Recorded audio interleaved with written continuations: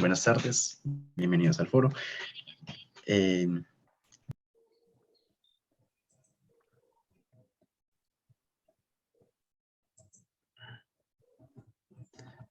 fue Miguel? Exactamente, sí. Entonces entra el suplente inmediatamente. Se asustó. No, pero Manuela estaba en el banco, justo. Todo tuyo, Manuela.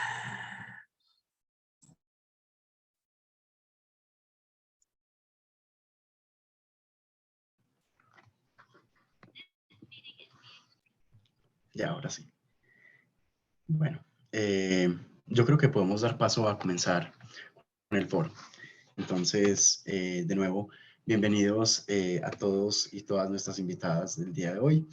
Gracias por tenerlos acá, especialmente al profesor Jorge Eliezer Boitero López, el cual pues es médico y cirujano de la Universidad de Antioquia, magíster en nutrición clínica pediátrica de la Universidad de Chile. También ha sido profesor de diferentes universidades con amplio recorrido en investigación y sobre todo también en lo que nos interesa, en el tema de divulgación científica y charlas TED. Entonces es todo un honor tener con nosotros a este gran personaje, el profesor Jorge Eliezer. Entonces adelante, profe. Gracias por honrarnos con su presencia el día de hoy. Muchas gracias, Miguel, por el saludo, por la presentación. Un saludo muy especial a todos quienes siguen este foro de divulgación científica tan importante que desde hace muchos años viene promoviendo nuestro amigo y profesor Mario Víctor. A todos los asistentes un saludo muy especial y como hemos siempre promovido, que sea una conversación muy participativa, muy conversada, alrededor de un tema que propuse conversar el día de hoy sobre crecimiento infantil, pero con una mirada más allá de lo que tradicionalmente, o por lo menos desde la medicina, desde la pediatría, se ha contemplado que el crecimiento de los niños simplemente se debe promover a partir de una buena alimentación, de ciertas conductas, para que el niño alcance cierta estatura. Pero hoy en día tenemos muchísima evidencia que tiende a mostrar cómo impacta realmente esa forma como se crece en la primera infancia, el crecimiento final, al final de la adolescencia y cómo eso a nivel poblacional impacta de manera directa en el nivel de desarrollo de un país, principalmente desde el punto de vista del desarrollo del capital humano, esa capacidad productiva, esa fuerza laboral que tiene una comunidad, una población, un país, y que tratemos de conversar hoy qué relación tiene lo uno con lo otro, que a veces puede sonar como que no tiene ninguna relación. Es como el tema que los invito a conversar el día de hoy, Miguel.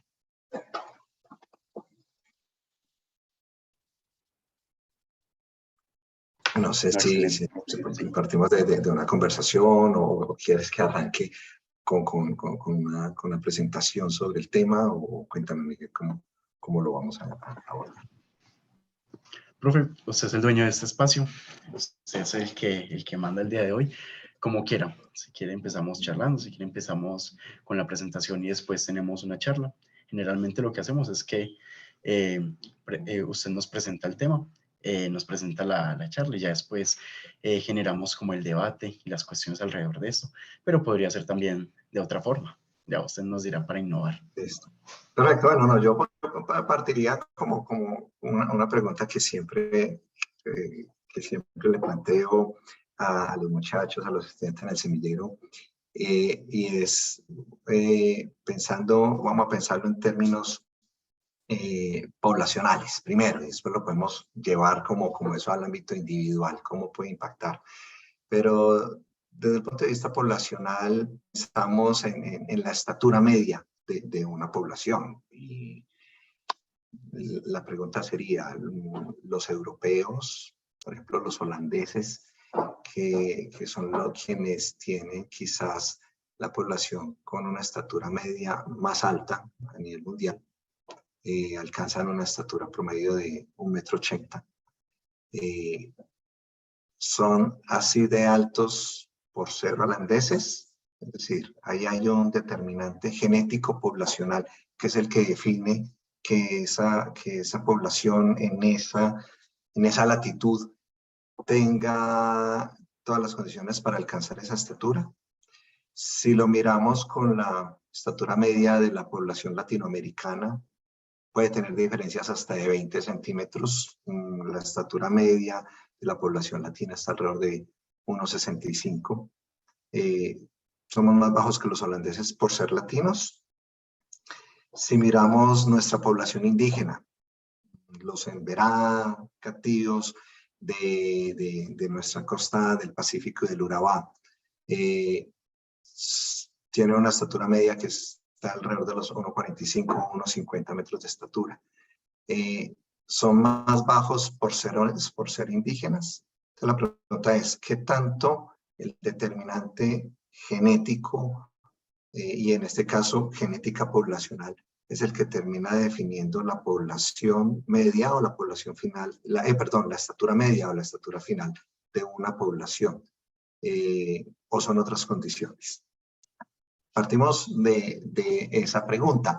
Entonces, quisiera tocar como algunos referentes y concentrémonos un poco en la historia de cómo ha evolucionado la estatura media de la población colombiana de hace unos 100 años. Pensemos en 3, 4 generaciones atrás, la estatura media de nuestros abuelos, bisabuelos, tatarabuelos, en esa época alcanzaba la estatura media en Colombia alrededor de 1,50 m, 1,55 m. Hoy nuestra población es en promedio más alta que hace 100 años y la diferencia alcanza a ser de casi hasta 15 centímetros de diferencia. Entonces, ahí es donde empiezan a preguntarse, ¿es un determinante genético? Si la estatura de nuestra población estuviera determinada genéticamente, no debería tener variación, por lo menos en el corto plazo. Habría variación en muchísimos años por cuestiones evolutivas, pero sabemos que las variaciones genéticas determinadas por evolución cuestan muchísimos años para que se expresen, ¿cierto? En corto tiempo, en 3, 4 generaciones, son otros los determinantes que podrían y terminan siendo en últimas los que definen esos cambios, en este caso, por ejemplo, en la estatura media. Aquí me gusta hacer referencia y lo hago en son de un comentario jocoso y digo, en algún momento lo decía un filósofo colombiano, realmente es un humorista. Si recordamos un poco el stand-up comedy de Andrés López, cuando se hizo tan famoso con la pelota de letras, si recordamos un poco, él decía en su monólogo que nosotros somos un estrato más alto que nuestros padres y un estrato menor que nuestros hijos, ¿cierto? Y lo dice en medio de su conversación, haciendo un poco de chiste a su narrativa, pero tiene algo de cierto, definitivamente. Nosotros crecimos en unas condiciones mucho más favorables para muchos aspectos y entre esos más favorables para promover el crecimiento, en todas las condiciones mucho más favorables en las que crecieron nuestros padres y nuestros abuelos. Y seguramente tenemos la posibilidad, en muchas condiciones, de garantizar condiciones más favorables para el crecimiento de nuestros hijos. Hay de todo nivel ese tipo de condicionantes socioeconómicos, higiénicos sanitarios, de salubridad, ¿cierto? Entonces, obviamente, las últimas generaciones han tenido la oportunidad de crecer en una sociedad con mejores condiciones de acceso de agua potable, de acceso a las vacunas, de acceso a mejores servicios de salud, a mejores servicios educativos. También la educación es un factor importante que termina determinando y definiendo en últimas, en este caso, el potencial de crecimiento. Todos esos factores terminan influyendo en la posibilidad de potenciar la expresión o de mejorar o expresar al máximo ese potencial de crecimiento determinado genéticamente.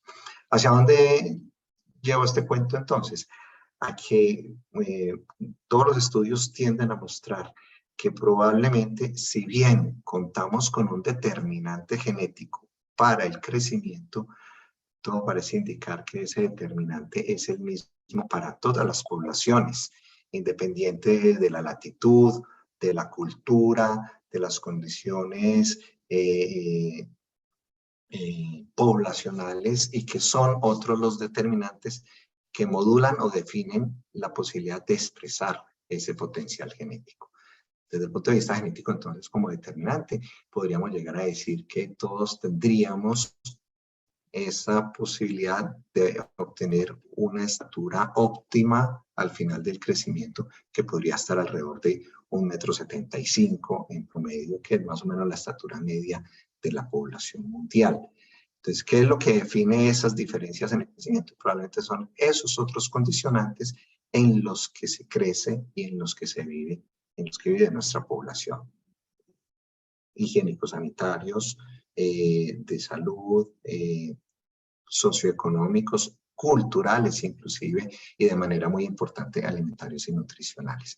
Y eso es lo que hoy en día está cogiendo fuerza como una sombrilla muy grande, que la que conocemos como los determinantes epigenéticos. Entonces tenemos una definición genética, que la que genéticamente estamos programados para tener cierto crecimiento, y hay unos moduladores epigenéticos, es decir, que son por fuera de nuestra genética, que modulan, y definitivamente modulan estructuralmente la expresión de nuestros genes a partir de la peroxidación de algunas histonas del ADN, que hacen que se puedan expresar o no, y eso termine afectando ese potencial de crecimiento de nuestra población. Y que en la medida que vayan mejorando esas condiciones, podemos aspirar a que nuestra población tenga un mejor crecimiento. Eso desde el punto de vista del crecimiento propiamente tal. Pero entonces el segundo punto es eso con que se amarra con desarrollo de capital humano, ¿sí? Entonces, si volvemos al ejemplo que les ponía, y miramos más o menos algunos datos existentes sobre la estatura media de algunos países, hay datos claros, evidencia de que la población de los países desarrollados tiene una estatura media mucho más alta que la estatura media de los países, llamémoslos en vía de desarrollo. Yo siempre, cuando toco el tema de los países en vía de desarrollo, no me gusta tanto ese término, considero que es un eufemismo hablar de países en vía de desarrollo cuando no hemos podido dejar de ser un país subdesarrollado. Yo siempre le he dicho que nuestras vías del desarrollo todavía están sin pavimentar. Nos falta mucho, pero hemos venido progresando. Como les digo, si comparamos en los últimos 100 años, la talla media de la población colombiana ha mejorado hasta en unos 15 centímetros. Entonces la pregunta es, ¿la talla media de la población de los países desarrollados es alta por ser un país desarrollado? ¿O el país es desarrollado porque la talla media de su población es alta? ¿Qué es primero o la gallina? Probablemente sea lo segundo.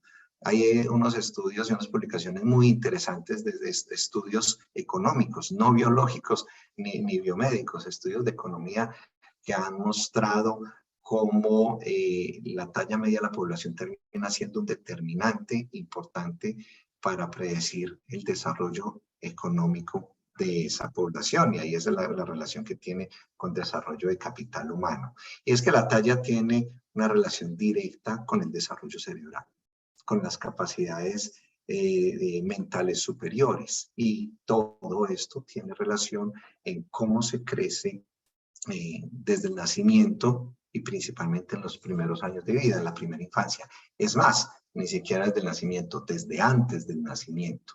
Entonces, todos estos condicionantes, desde la misma gestación, desde el momento mismo de la concepción, durante toda la gestación y los primeros años de vida, van a modular ese potencial genético de crecimiento, favoreciéndolo o limitándolo de acuerdo a esas condiciones en las que crece el niño y tiene relación directa con el desarrollo de capacidades mentales superiores, de pensamiento analítico, el pensamiento crítico, el pensamiento abstracto, y son las posibilidades de que esos niños, si crecen en las condiciones óptimas, puedan tener mejor desempeño escolar, mejores resultados en su educación, y eso va a tener relación directa con el desarrollo del capital humano. Quiero aprovechar y mostrarles unas imágenes relacionadas con lo que les estoy mencionando. Y me cuentan si tienen ya pantalla. Sí, se ve. ¿Sí? Y esto es una imagen que desde que este tipo de comparaciones han sido muy dicientes. Aquí en la raya azul, hecha en una pared, en una escuela de cualquier región de nuestra Latinoamérica, del río Bravo al sur. En la raya azul está marcada la estatura promedio de un niño de 9 años con un crecimiento adecuado, de acuerdo a referentes de crecimiento infantil. Todos estos niños que están en esta imagen, todos tienen 9 años, ¿cierto? Y fíjense qué tan por debajo está de una estatura media. Aquí faltó fue ponerles al lado un niño bien nutrido, con un adecuado crecimiento y un adecuado desarrollo. No necesariamente de un país desarrollado, puede ser de la misma población, ¿cierto? Puede ser de la misma región, del mismo país, inclusive del mismo colegio de donde son estos niños. Claro que hay condicionantes que terminan siendo comunes por, como les decía ahora, condiciones socioeconómicas, higiénico-sanitarias y culturales que terminan determinando el crecimiento final de los niños. Entonces, si miramos a estos niños todos de 9 años y lo comparamos con la estatura que deberían tener, entonces esto es lo que llamamos la talla baja. Son niños con talla baja y que la principal causa de talla baja en nuestros niños sigue siendo la desnutrición crónica. Entonces, esto termina siendo la manifestación de problemas nutricionales de desnutrición en la primera infancia. Esa desnutrición de la que tanto hablamos en nuestro país, que tanto nos preocupa, que termina siendo noticia de portada cuando decimos, hace poco hubo un caso de una muerte de un niño por desnutrición en Antioquia que motivó el pronunciamiento de nuestro gobernador, y que cada que hay un niño muerto por desnutrición es una alarma epidemiológica, eso es indiscutible. Pero más allá del efecto mediático, que muchas veces termina siendo efecto mediático, es, listo, el niño con una desnutrición aguda en sus primeros años de vida, si no se muere, si logra sobrevivir a ese medio agreste, a esas condiciones subóptimas para promover su adecuado crecimiento, si logra sobrevivir, llega a la edad escolar y se va a manifestar con un retraso en talla, un retraso en crecimiento. Entonces, lo que hasta ahora tradicionalmente lo hemos abordado desde la medicina y desde las ciencias médicas y la nutrición, es decir, sí, tiene talla baja, entonces hay que suplementarlo, cómo promover el crecimiento, pero esto va más allá. Si lo miramos desde el punto de vista poblacional y lo pensamos desde el punto de vista de las posibilidades de desarrollo socioeconómico de nuestro país, este es el futuro del país, pues nuestro presente, ¿cierto? Y eso no tiene que ser, de pronto si nos atrevemos a decir por la fisionomía de estos niños, son de una población indígena, no sé, son de una población andina, pueden ser una población colombiana tal cual. Nuestros niños son iguales de muchas de nuestras regiones del país, ¿cierto? Y el punto es que si miramos no solamente la talla, si lo pensamos también en el perímetro cefálico, en el tamaño de la cabecita, que tiene relación directa con la estatura. Son niños que tienen perímetros cefálicos más pequeños, es decir, desarrollo cerebral mucho más pequeño. Son niños que tienen problemas de aprendizaje. Son niños que las posibilidades que estos niños ingresen a la educación superior son mínimas. Es más, las posibilidades de que estos niños terminen la educación básica es mínima, ¿cierto? La deserción escolar, o sea, que empiezan a jugar una cantidad de variables que terminan siendo consecuencia de algo tan simple como el retraso de crecimiento infantil, ¿sí? Entonces, hacia esto va el llamado de atención que como sociedad deberíamos pensar, y es que no es simplemente cuando hablamos de alimentación infantil, de alimentación complementaria, cuando hablamos tanto de la lactancia materna. Venimos de haber terminado el famosísimo mes de la lactancia materna y es lo que significa eso. Tiene que ser un discurso que trascienda más allá de que la mamá simplemente tenga que dar leche materna para que se nutra bien. No, ¿qué es lo que significa eso a largo plazo? ¿Qué diferencias tiene un niño que recibe una adecuada alimentación en la primera infancia, basada en leche materna, versus un niño que no tiene esas posibilidades, que no tiene acceso a adecuados servicios de salud, que no tiene acceso a un adecuado seguimiento médico y de su crecimiento? Aquí hay una obligación del personal médico, ¿cierto? De saber en qué consiste eso que llamamos control del crecimiento y del desarrollo infantil. No es simplemente que lleven al niño a la consulta, que lo pesen y lo tallen y le digan, ay, ¿por dónde está creciendo, doctor? ¿Cómo está creciendo? Ah, no, su niño está creciendo bien. No, su niño está bajito, pero ese es su carril de crecimiento. No, ¿qué significa eso a largo plazo? Entonces, preocuparnos más porque hay estrategias para promover un mejor crecimiento infantil, ¿sí? Y que esto puede mejorar, claro que puede mejorar, ¿cierto? Y que volviendo al tema como les abría la conversación, estos niños no son chiquitos por ser latinos, y ese referente de 9 años no es un referente de países desarrollados, es un referente de la Organización Mundial de la Salud, hecho en diferentes poblaciones del mundo. Y el estudio multicéntrico de crecimiento infantil es uno de los que más fuertemente apoyan esa teoría de que el determinante genético del crecimiento es el mismo para toda la población, independiente de la región donde se crece. Entonces los niños son chiquitos no porque genéticamente o porque sean de población indígena vayan a ser chiquitos. Nuestra población indígena es de talla baja no por ser indígena, es por ser desnutrida. Es por no tener condiciones socioeconómicas, higiénico-sanitarias y alimentarias y nutricionales adecuadas, que es lo que deberíamos promover en esta población, ¿cierto? Y eso está tan demostrado como, les voy a mostrar esta segunda imagen. Voy a ver si se las alcanzó a aumentar un poco, ¿cierto? Y estas son cifras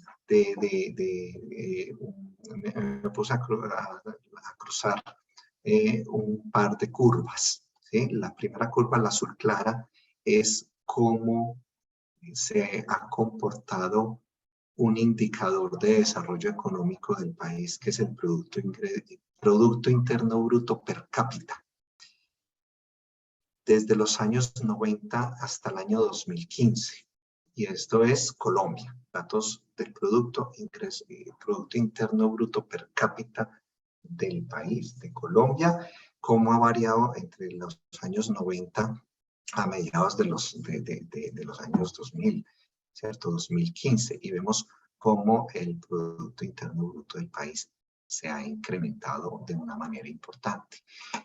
Y lo contrasto con otra curva que es la prevalencia de talla baja infantil, de retraso de crecimiento o de desnutrición crónica en el mismo periodo de tiempo. Y vemos cómo esa prevalencia de talla baja ha disminuido de manera importante, de un 25%, un poco más de un 25%, casi 27% de prevalencia de talla baja en los años 90. Es decir, 1 de cada 4 niños menores de 5 años en Colombia en los años 90 tenía talla baja, era desnutrido crónico. Y una prevalencia que para el año 2015 bajó a un poco más del 10%, ¿cierto? Menos de la mitad, que ahorita para 2020 esa prevalencia está alrededor del 9%, sigue bajando y nuestro Producto Interno Bruto sigue subiendo. Entonces uno diría, bueno, son dos curvas que no tienen nada que ver, pero realmente pueden tener algo que ver, ¿cierto? Y es que en la medida en que en nuestra población disminuye la prevalencia de retraso de crecimiento infantil, es decir, entre nuestros niños sufran menos de talla baja, es decir, estén expuestos menos a la desnutrición infantil. Entonces, a la medida que nuestros niños van creciendo y van siendo adultos, va a tener mejor potencial de producción económica, mejor potencial productivo, más calificado en nuestra población e impacta directamente el Producto Interno Bruto. Esto es desarrollo de capital humano, ¿sí? De la misma manera, y hay estudios, les comentaba, de estudios económicos publicados en revistas económicas. Ahí se me perdió esta curvita. Esta es la que le quería mostrar. Esto es una curva publicada en una revista de economía, Economy Human Biology. Es una publicación del año 2010 y es un estudio económico muy interesante y es de los que entre el año 2000 y 2010 empezaron a promoverse en unas teorías económicas que tienen que ver con eso, crecimiento infantil y desarrollo del capital humano.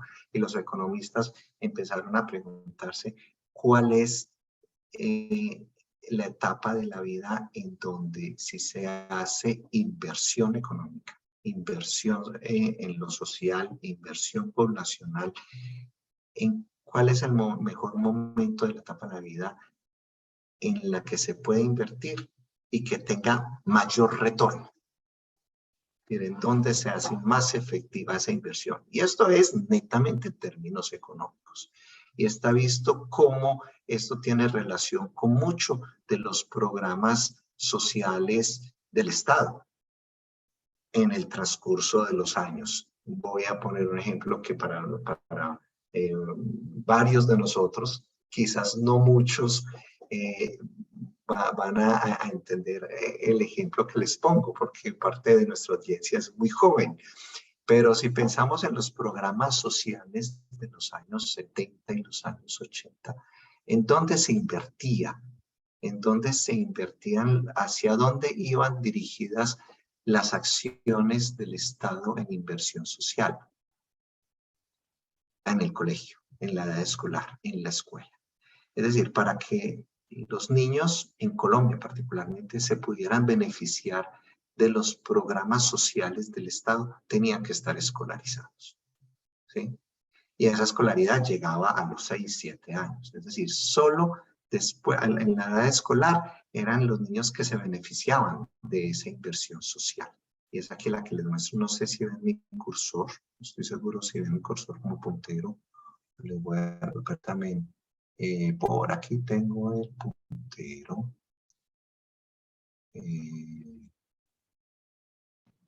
Profe, sí se ve el puntero. Ahí sí. Listo, listo. Ahí va mi punterito rojo. Cuando esa inversión se hace en la edad escolar, el retorno de la inversión es muy bajito de aquí en adelante, ¿cierto? En la medida que eso se fue entendiendo, se fue viendo que había que hacer inversión a unas edades más tempranas. Entonces llegaron los programas de la primera infancia.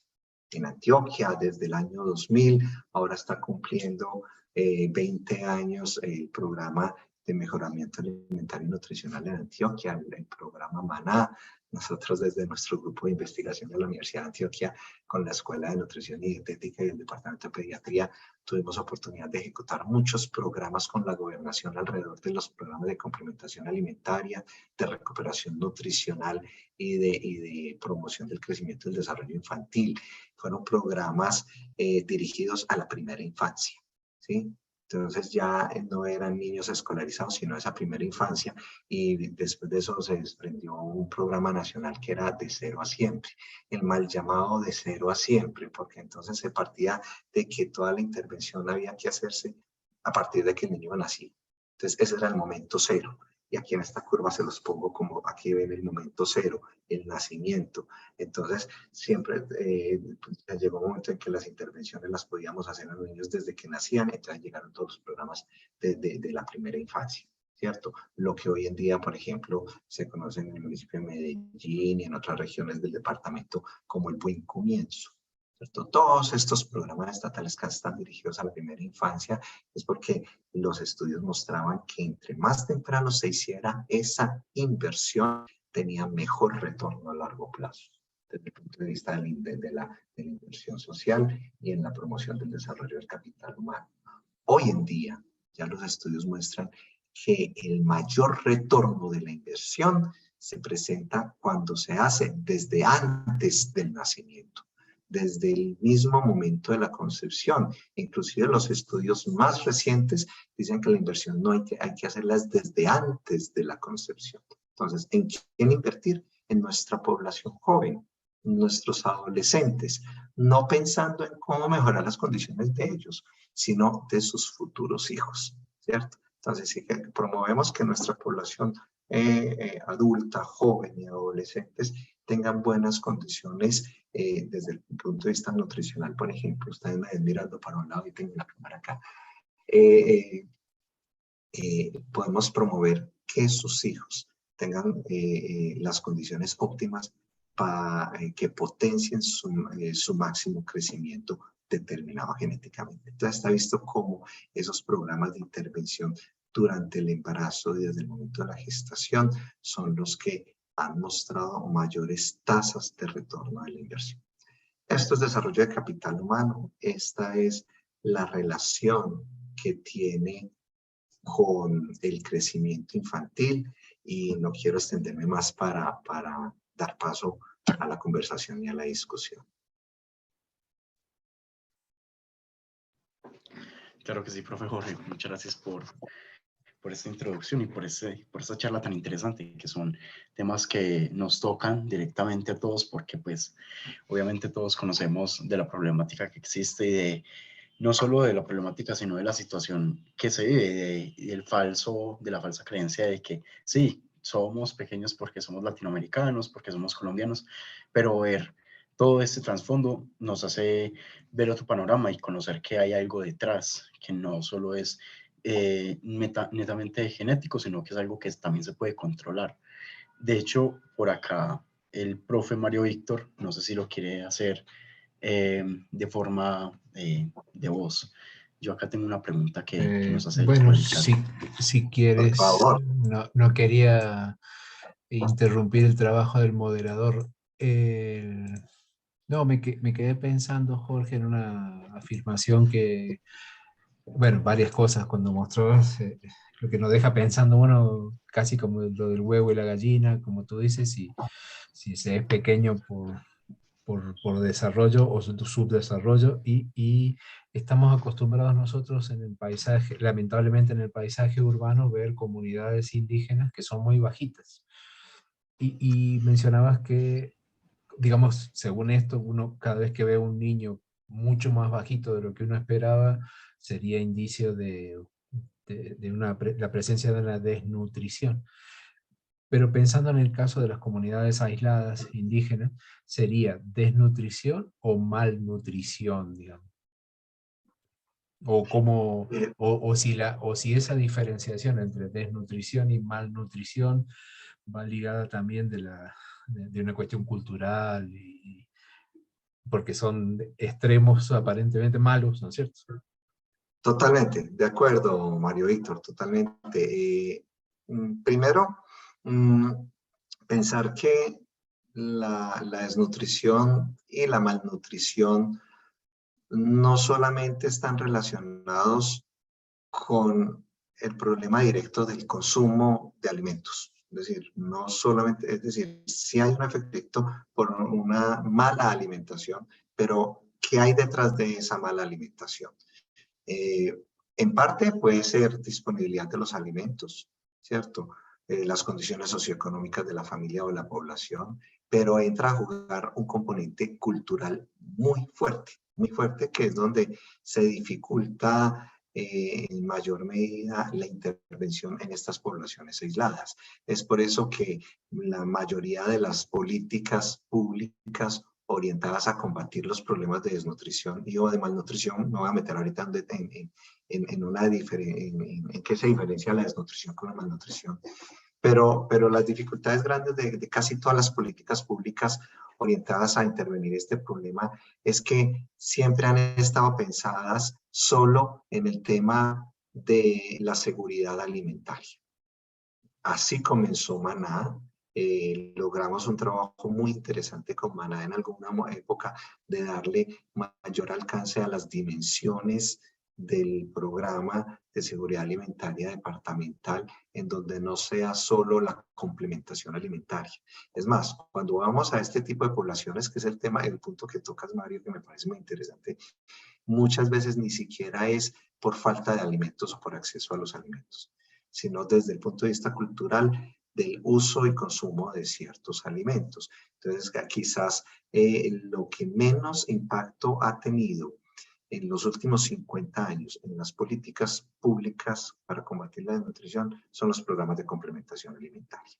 Verbigracia, la famosa bienestarina, los paquetes de mercado que le entregan a las mamás que van al servicio de salud, que decimos un paquetico de mercado que es para el niño desnutrido, pero ese paquete de mercado llega a un núcleo familiar con 10 integrantes, el paquete se diluye, ¿cierto? Entonces sabemos que eso no es lo que tiene impacto, es lo que viene detrás. Mucho un componente educativo en hábitos y en estilos de alimentación, es decir, cómo aprovechar los recursos alimentarios que hay en la comunidad, por ejemplo, en las comunidades aisladas, en la población indígena. Nuestra población indígena está cerca al río, está cerca al mar, pescan, van y venden la pesca y con lo que vendieron de la pesca compran gaseosa y paquetes y es lo que comen los niños. Entonces ahí es un problema de educación alimentaria y nutricional, un elemento importante.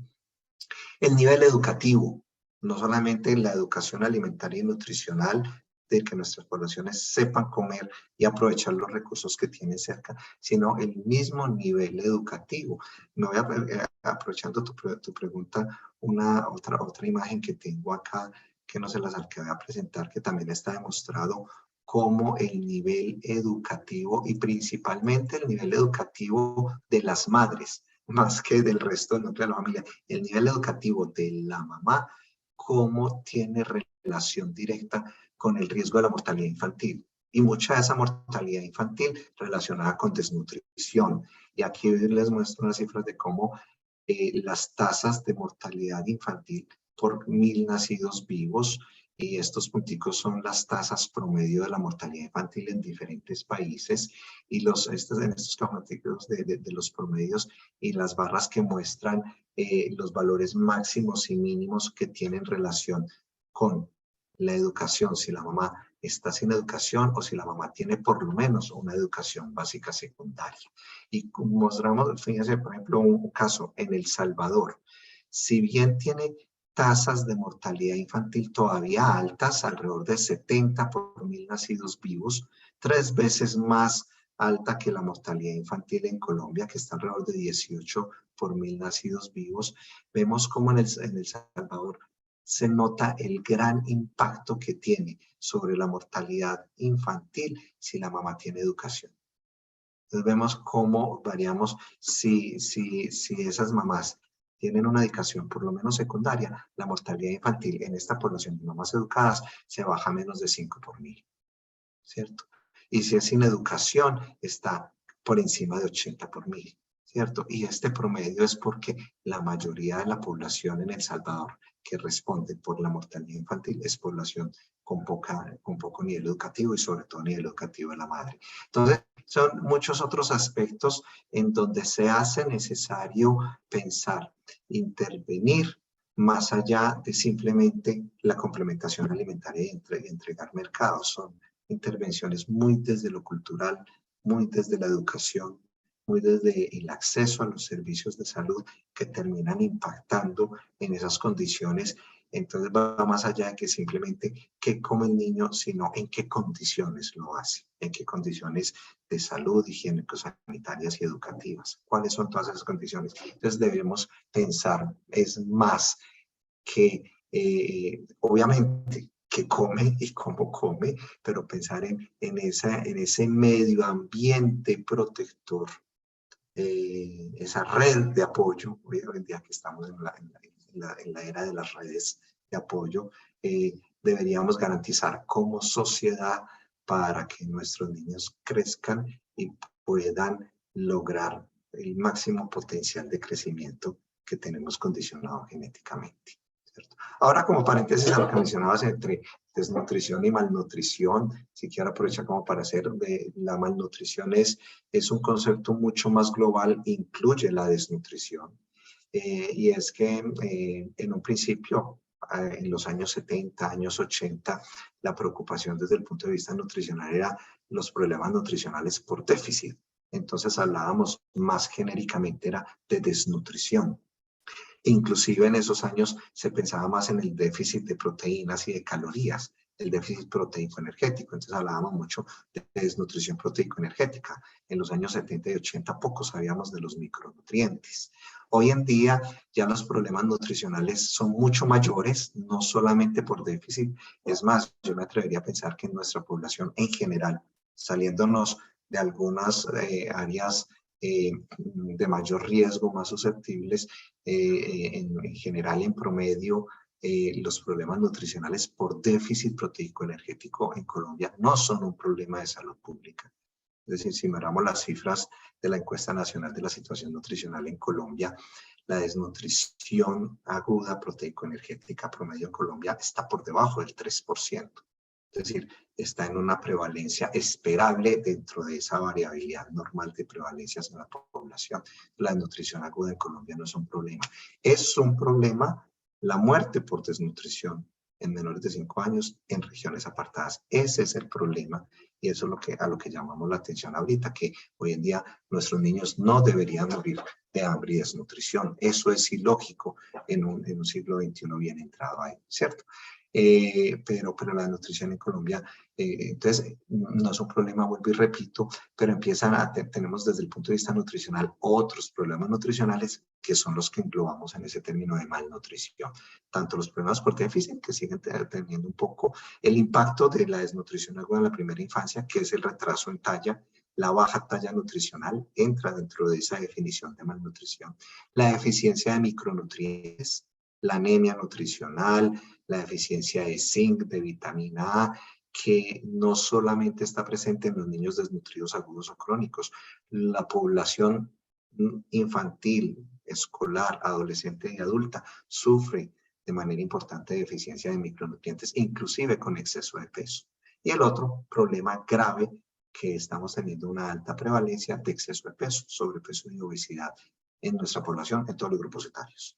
Desde la primera infancia y en la adolescencia, en la adulta, 1 de cada 3 adultos sufre de sobrepeso en Colombia. Entonces, todos esos problemas asociados a la nutrición son los que en genérico englobamos en lo que llamamos malnutrición. Y como lo dices, tiene un componente cultural muy importante, muy importante. Todo tipo de malnutrición, sobrepeso, obesidad, retraso en talla, deficiencia de micronutrientes, hay un componente de cultura alimentaria bien importante. Claro, y es que es fundamental porque a la larga las enfermedades, digamos, causadas por bacterias, por virus, por agentes externos, se pueden controlar controlando a la gente. Pero la alimentación, la comida no es una enfermedad, es más lo que se hace y cómo se hace esta educación, lo que vos decís. Y claro, cobra total sentido a la hora de generar esos planes porque no son restringir los niveles calóricos, no son tampoco generar más mercados, como decías antes, sino también generar una conciencia para que de todos estos hábitos alimenticios se realicen de forma correcta. Y también, Miguel, perdón, y te interrumpo porque tocas un tema muy importante que me da pie para amarrar con otro asunto que termina siendo también aquí complementario. Mencionas que las enfermedades infecciosas son controlables y todo eso, y es que precisamente desde el punto de vista epidemiológico, nuestra población, nosotros estamos pasando por algo que llamamos una época de transición epidemiológica. Estamos dejando atrás las principales causas de morbilidad y de mortalidad en nuestra población, que eran infectocontagiosas. En los años 50, 60, 70, las principales causas de mortalidad de nuestra población eran infecciosas. Nuestra población se moría por tuberculosis, por malaria, por otras enfermedades infecciosas que hoy en día ya no son la principal causa de mortalidad, porque como dices, tenemos mejores condiciones higiénicas sanitarias, tenemos las vacunas. Ahora, en época de pospandemia, hemos reconocido la importancia de las vacunas para controlar la mortalidad por enfermedades infecciosas, ¿cierto? Tenemos unas mejores condiciones higiénico-sanitarias y estamos teniendo entonces un paso a otras causas de enfermar y morir. Y esa es la transición epidemiológica. Y esas causas de enfermar y morir en ese momento de nuestra población, si miramos en indicadores de salud, lo que llamamos las 10 primeras causas de consulta y las 10 primeras causas de muerte de nuestra población están marcadas por las enfermedades crónicas no transmisibles. La hipertensión, la obesidad, la diabetes, los trastornos, la dislipidemia y el cáncer. Y varios tipos de cáncer, todos asociados a la alimentación, ¿cierto? Todos asociados, y es lo que llamamos en conjunto las enfermedades crónicas no transmisibles. No transmisibles porque no son infectocontagiosas. Y entonces que el control se hace más difícil. Están relacionados directamente, las enfermedades crónicas no transmisibles están relacionadas directamente con los hábitos de alimentación y son consecuencia en la vida adulta de cómo se crece y cómo se alimenta en la primera infancia. Entonces, la relación del crecimiento infantil, que hoy lo enfoqué más hacia el crecimiento en talla y su relación con el desarrollo de capital humano, tiene otro capítulo muy importante, bien bonito, que puede ser tema de otra conversación, si alcanzo a crear esta inquietud de cómo se alimenta y cómo se crece y ese riesgo de una mala alimentación en la primera infancia y su relación con la obesidad y enfermedades crónicas no transmisibles en la vida adulta. También van de la mano. Y tú No, tocas pues eso. claro que sí, profe. Y súper interesante, es que ahí hay mucha tela por cortar todavía y no, pues por supuesto invitado desde ya. Y aprovechamos también que la profe Carmenza quiere dar un comentario, entonces adelante, profe.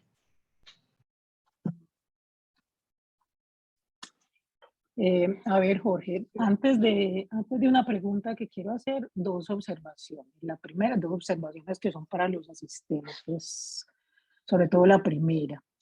El profe Jorge escribió un artículo para la revista Experimenta hace unos números, hace un tiempo. Quien lo quiera tener en particular me lo puede pedir o está pues ahí en el sitio de la revista. Es un artículo que se llama Los primeros 1000 días de vida, muy interesante, muy relacionado con esto. Es una observación. La otra observación es con respecto al nivel educativo de las madres. Ahí, en general, Jorge dice, el nivel educativo de las madres influye pues sobre la manera como ellas manejan la alimentación a sus hijos. No es tan preciso porque yo conozco gente que no estudió estas áreas de ciencias o de salud y que manejan horriblemente mal la alimentación de sus hijos. Yo tengo una amiga abogada que hay una amiga abogada que yo no he visto en la vida una persona más desubicada para alimentar a sus hijos, y ella es una mujer muy profesional, hasta un doctorado creo que tiene, y ella maneja muy mal eso. Entonces yo llegué a una conclusión, es que la mamá que sabe bioquímica tiene más ventajas que cualquiera de las otras profesiones, pero eso no es, ahí no va a hacer ninguna pregunta. Incluso estas personas que tienen otras profesiones ni siquiera le creen a quienes los orientan en estos programas de crecimiento y desarrollo, sino que se orientan por redes sociales. Entonces se van al YouTube y se van por allá, lo que digan que hay que darle a los niños, y eso pues ya sabemos los peligros que hay allí. La pregunta mía es esta. Hoy 19 de octubre, hay una discusión que saltó a todos los periódicos nacionales en relación con la desnutrición infantil en Medellín. El alcalde hizo alguna interpretación estadística, diría yo, en relación con que él se sintió como acusado porque la desnutrición infantil en Medellín creció en el último año en 1.4%. Cuando en un año anterior le había ido bien y la desnutrición se había mantenido como a raya, él dijo que era pues como un logro de su gestión. Y ahora que le fue mal, entonces le echó la culpa a Sura, que porque Sura tenía un subregistro de nacimientos. No voy a entrar en esa discusión pues, de quién tiene la razón o no. La pregunta mía es, ¿cómo se mide poblacionalmente esto? ¿Qué es lo que se mide? Jorge habla mucho de la talla. Y la talla yo sé que es un indicador muy clave, porque no hablamos del peso, porque no hablamos de otras variables, sino nos estamos parando solamente en la talla. ¿Cómo se mide o cómo se sabe que en Medellín hay un 7 no sé cuánto por ciento de desnutrición y al año siguiente hay casi un 8? ¿Eso cómo se hace? Súper, Carmenza, muchas gracias por tus dos recomendaciones y antes de responder te voy a hacer comentario a las dos recomendaciones que haces. La primera, efectivamente, es de los artículos más bonitos que he escrito y está en la revista Experimenta. Muchas gracias por hacerle publicidad. Me voy a traer a complementárselos con otro artículo en donde profundizo el tema y es un capítulo del libro del Foco de Ciencias de la Vida y de la Salud de la Misión de Sabios, que tuve el honor de que desde la Vicerrectoría de Investigación de la Universidad de Antioquia me invitaran a participar de este libro, que ustedes recuerdan, la Misión de Sabios, el capítulo de Foco de Ciencias de la Vida y la Salud, toda la Secretaría Técnica en la Universidad de Antioquia, y se publicó un libro bien bonito con las recomendaciones de la Misión de Sabios, y ahí tuve la oportunidad de escribir un capítulo en donde profundizo este tema que hoy conversamos. Entonces se complementan y también se los puedo compartir o el link, ahorita lo busco en un instante y se los pongo aquí en el chat de donde descargar el libro completo y ahí está el capítulo. También como lectura recomendada y están muchos los datos de los que hoy les mencioné. Lo segundo, sí es cierto lo del desorden de las mamás. Entonces sí es de interpretar, voy a hacer una claridad frente a lo que conversas. Claro, la curva que les mostré es relación del nivel educativo de las madres con mortalidad infantil, es decir, mortalidad en el primer año de vida. Y definitivamente el nivel educativo sí impacta en el que los niños se mueran menos, ¿cierto? Porque la mamá tiene más conciencia de identificar cuando el niño está enfermo, cuando está mal, de hacer una consulta oportuna, de garantizar los cuidados mínimos necesarios para evitar la muerte en el primer año.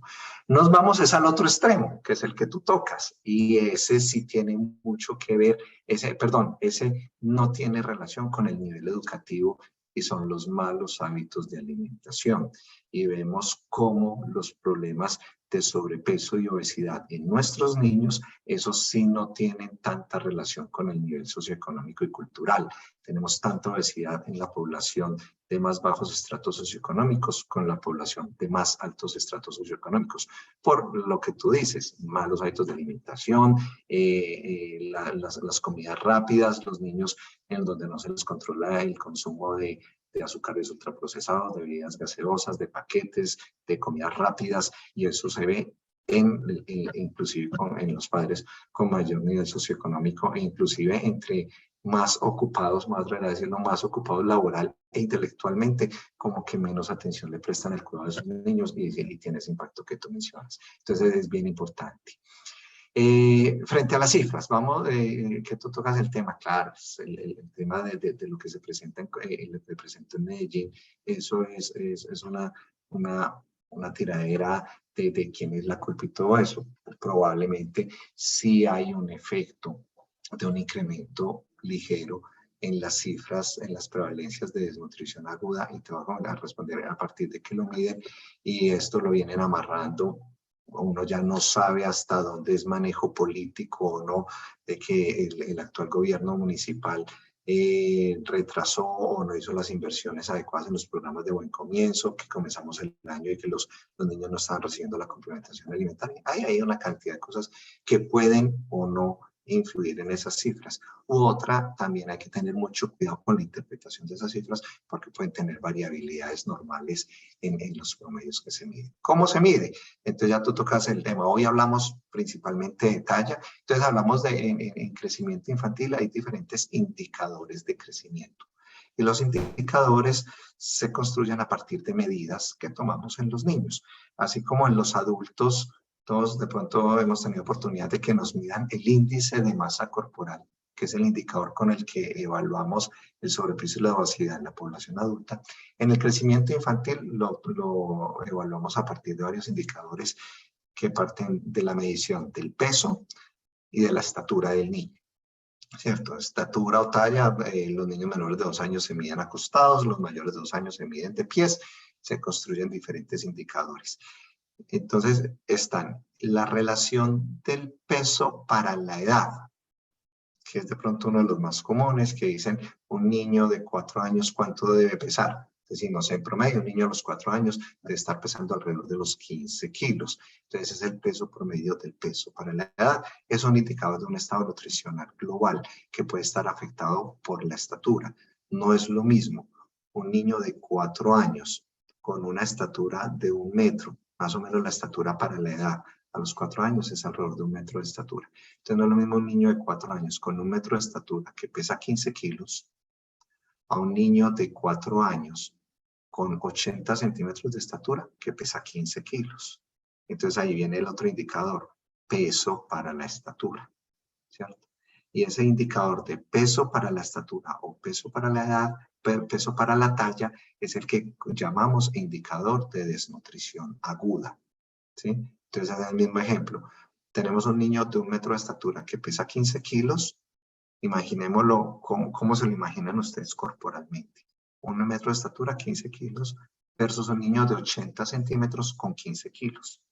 ¿Cuál se ve más gordito? ¿Sí? Se ve más gordito probablemente el de 80 centímetros. Lo vemos en un adulto de 1,70 que pesa 70 kilos versus un adulto de 1,50 que pesa 70 kilos. El de 1,50 va a estar obeso, el de 1,70 no. Entonces lo mismo en los niños, es como esa relación del peso con la estatura. Y ese es el indicador de desnutrición aguda. La relación, esa proporcionalidad, qué tan flaco se ve, qué tan demasiado o qué tan obeso se ve con relación a la estatura.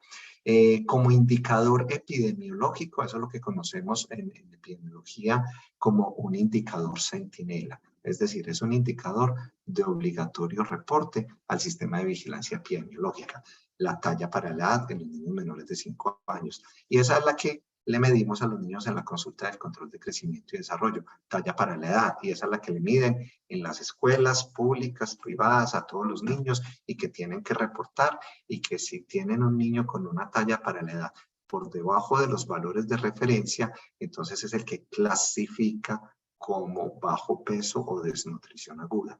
Y lo pongo entre comillas porque es sobre ese indicador en el que se basan las políticas de intervención para la prevención de la desnutrición, ¿cierto? Y es el indicador centinela, es decir, el indicador con el que se hace seguimiento a los riesgos de desnutrición en los niños menores de 5 años a nivel poblacional. Pero es muy delicado tomar únicamente ese indicador porque un niño puede tener un bajo peso para la estatura, por condiciones constitucional, puede ser una delgadez constitucional, puede ser unos cambios en el peso agudos por una enfermedad aguda. Hay muchos determinantes que están alrededor de que un niño tenga un peso para la estatura determinado. Entonces, a tu pregunta, Carmenza, el peso para la talla es el indicador con el que establecemos la desnutrición aguda, y la talla para la edad es el indicador con el que establecemos la desnutrición crónica. Es decir, agudamente, en corto tiempo, el niño, si está sometido a un déficit nutricional, a un bajo consumo de alimentos, pierde peso. Y entonces se va a ver, digamos, clínicamente, lo vemos como un niño flaco, enflaquecido, ¿cierto? Y ese es el niño con riesgo de desnutrición aguda. Les mencionaba ahorita, si es el niño con desnutrición aguda, el riesgo que tiene agudamente es el riesgo de morir. Entonces, el problema de la desnutrición aguda es la mortalidad por desnutrición. Y entonces, por eso es que es un indicador de tanto seguimiento desde el punto de vista de la política pública, porque los niños con bajo peso para la talla tienen riesgo de morir, y mueren por la misma desnutrición, mueren por enfermedades asociadas principalmente infecciosas, enfermedad diarreica, infecciones respiratorias, y esos son los que se mueren, y esos son los que disparan la alerta epidemiológica, y esos son los que terminan siendo portada en las noticias. Peso para la talla. Talla para la edad, el niño con talla baja, que es el tema que tratamos hoy, ya es un niño que está manifestando las consecuencias o los efectos finales de esa desnutrición cuando no se muere. El niño sobrevive, queda con una restricción del crecimiento a causa de esa deficiencia nutricional y queda con una talla baja nutricional. Ese niño, el riesgo de morirse ya es mínimo, es igual a cualquier riesgo de morir de cualquier otro niño, pero el problema ya tiene que ver es con el desarrollo. Y ahí es donde está la diferencia entre el abordaje de la desnutrición aguda, impacta sobre la disminución de la mortalidad infantil, y la intervención en la desnutrición crónica. Es una intervención más a largo plazo que lo que busca es impactar en el desarrollo de ese niño, en sus capacidades cognitivas y de aprendizaje para su desempeño futuro en la vida adulta. No sé si con eso contesto tu inquietud, Carmenza. Sí, muy claro, está muy claro, me queda claro. Una pregunta adicional, ¿ese control de crecimiento y desarrollo va hasta qué edad? Por lo menos aquí en Medellín, ¿eso hasta qué edad de los niños los orienta? El control de crecimiento y desarrollo parte desde el nacimiento. Digamos que en principio, por ejemplo, conocemos los controles prenatales. El control prenatal, que es el durante el embarazo, tradicionalmente ha ido enfocado al control del estado de salud de la mamá, ¿cierto? Que si se le hincharon los pies, que si se le subió la presión, que si se le subió el azúcar, que una preeclampsia, que esto, que aquello. Entonces, cuando la consulta de control prenatal siempre estaba enfocado desde la mamá.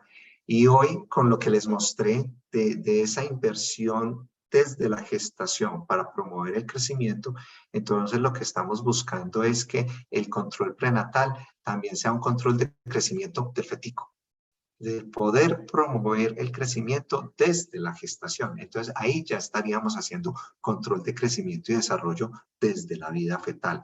A eso tenemos que llegar si queremos impactar a largo plazo. Entonces lo iniciaríamos en un adecuado control de crecimiento. Entonces ahí es donde está, si el bebé fetico está creciendo adecuadamente, si está sufriendo un retraso en el crecimiento intrauterino. Entonces ahí es donde tiene muchísimo valor, por ejemplo, las ecografías de los controles ecográficos del crecimiento del fetico. El niño nace, entonces ahí empieza ya el control de crecimiento del niño, que en el primer año se debe hacer más o menos cada 2 meses, después se va extendiendo a cada 6 meses, entre el primero y el tercer año se hace cada 3 meses, cada 6 meses, entre el tercero y el quinto año ya se hace cada 6 meses o cada año, y en general en la primera infancia se hace control de crecimiento y desarrollo hasta los 5 años. Los programas que tenemos en nuestro sistema de salud, en las EPS, que llamamos estrictamente Programa de Control de Crecimiento y Desarrollo, va hasta los 5 años. Luego entramos a la etapa de control del crecimiento del escolar, y entonces está amarrado ya al niño escolarizado en la escuela, en donde hay programas que van desde los planes de alimentación escolar, los PAE, que también han sido motivo de muchísima discusión política, y no voy a profundizar en ese tema, pero por ejemplo los programas de alimentación escolar están amarrados a esos programas de promover el crecimiento y el desarrollo en la vida, en la edad escolar, y unos programas de control del crecimiento en el niño en la edad escolar que deberían hacerse. No se hacen con tanto énfasis como en la primera infancia, porque nuestros programas de crecimiento y desarrollo siguen enfocados en peso para la talla. Entonces todavía nuestros programas están pensados en impactar en la desnutrición aguda como la principal causa de mortalidad en los primeros 5 años de vida. La idea sería, como les digo, que nuestros controles de prenatales avancen hacia un control del crecimiento fetal, que nuestros controles de crecimiento y desarrollo en la primera infancia, en los primeros 5 años, vayan más allá de pesquisar el peso para la talla, sino también prestarle atención a la talla para la edad como indicador de desarrollo a largo plazo. Y de igual manera hacer énfasis en la edad escolar. Entonces, en la edad escolar casi que el niño se pierde del sistema de salud preventivo. Desde la promoción y prevención, la edad escolar el niño se pierde, ¿cierto? Porque ya no es, los riesgos de muerte en el niño escolar se disminuyen muchísimo. La mortalidad en la edad escolar ya no está dada por problemas nutricionales ni infectocontagiosos, sino que la mortalidad en la edad escolar ya está dada más por accidentes, accidentes de tránsito y algunas enfermedades neoplásicas que pueden aparecer en la edad escolar. Entonces, por eso, desde el punto de vista de la promoción y prevención, no ha tenido tanto interés el control del crecimiento y desarrollo durante la edad escolar. Cuando dicen, no, ya pues, me voy a atrever a decir entre comillas, hay poco que hacer. Y no, por el contrario, hay muchísimo que hacer en esa edad escolar. Se hace importante y muy rica tu pregunta por eso. La edad escolar, nuestro sistema de salud todavía todavía está muy incipiente en actividades de promoción y prevención en la edad escolar. Volvemos a la edad de la adolescencia, entonces está cogiendo un poco de fuerza la consulta del adolescente sano y que está muy enfocada más hacia los cambios propios de la adolescencia con la pubertad, con la prevención de enfermedades de transmisión sexual y con la vida sexual saludable. Entonces también hay que pensar en términos de crecimiento en la adolescencia. O sea que este cuento que hoy les eché debería ser la base para repensar estos programas de promoción y prevención para promover un adecuado crecimiento en todas las etapas de la vida.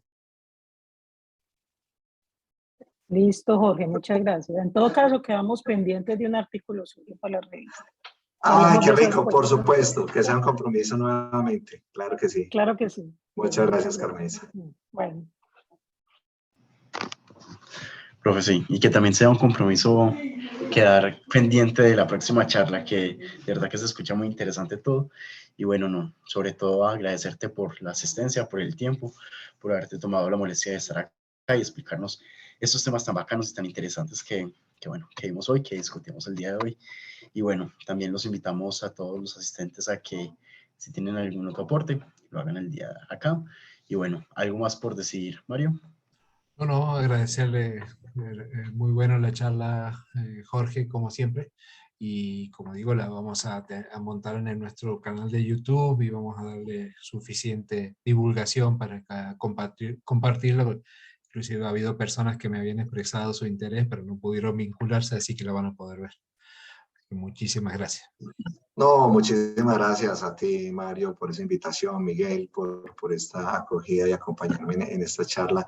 A Carmenza, a Manuela, a Giovanna, que los veo por aquí conectados, y a todos los que van a tener acceso a esta conversación, abierto a resolver inquietudes que puedan surgir. Están los canales de comunicación a través del semillero de comunicación de la ciencia, del canal de Quimicomedia, a través de Mario Víctor y toda esta red de amigos tan interesante que tengo que aprovecharme de ella y seguirlos acompañando en otros momentos que, como lo dije al principio, son estos espacios los que nutren el alma.